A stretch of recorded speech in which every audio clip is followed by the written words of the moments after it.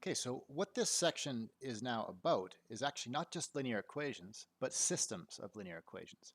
So let's define what a system of linear equations is now. So a system of linear equations is just what you get if you take a bundle of linear equations. So take a few of them, or maybe two of them, or three of them, or four of them, or 10 of them, any number of them really, and put them together and consider them simultaneously. That's what a system of linear equations is.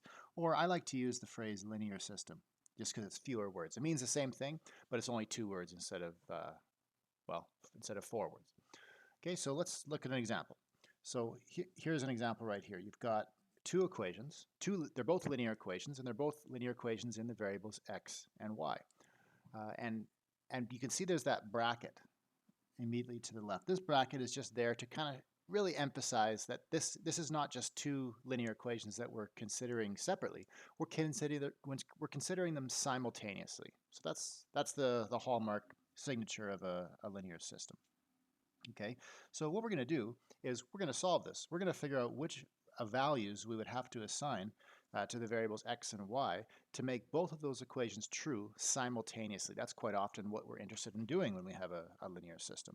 So I'm going to remind you of a particular method that you should be familiar with. You may have forgotten it, but if you have, that's okay. I'm going to remind you right now. But this should be familiar, something that you've seen a couple years ago or last year or last time you took a math course.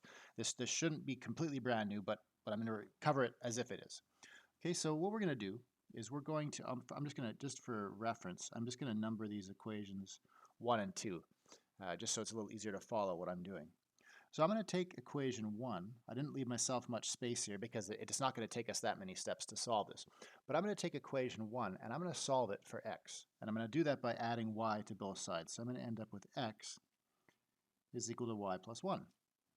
Okay, so basically what I'm doing is I'm just picking one of the variables and solving for it. So in this case, I picked x and I isolated it. And then now what I'm going to do is I'm going to take equation 2 and I'm going to substitute y plus 1 in for x wherever it appears, right? Because this tells us that x is the same as y plus 1.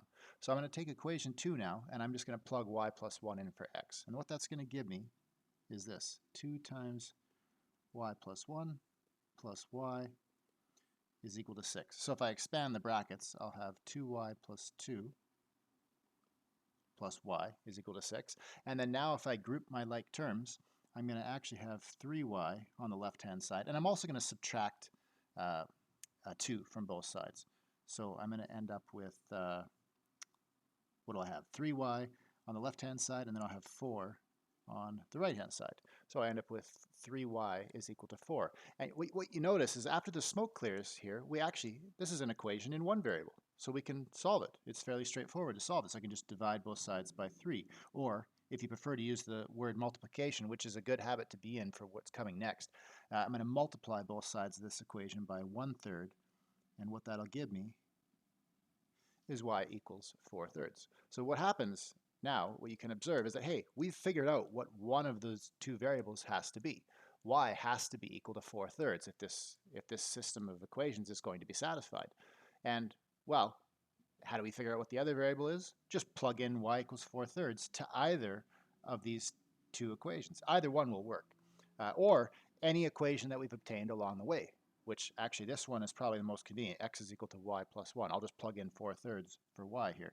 So I'll get x is equal to 4/3 plus 1, which that's really just going to give me x.